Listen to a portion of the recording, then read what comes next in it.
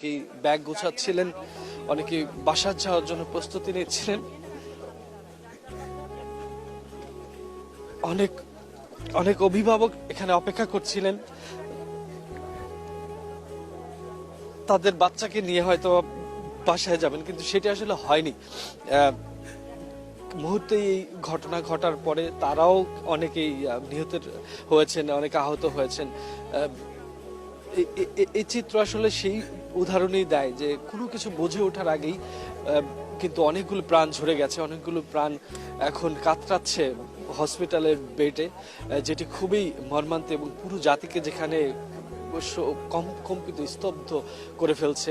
সেখানে যারা অভিভাবক রয়েছেন তাদের মনের অবস্থা কিন্তু বোঝাই যাচ্ছে। তো সব মিলিয়ে এখন এখানে বিমান বাহিনী যারা রয়েছেন তারা সুরতহাল সংগ্রহ করছেন অবশিষ্ট তদন্তের জন্য।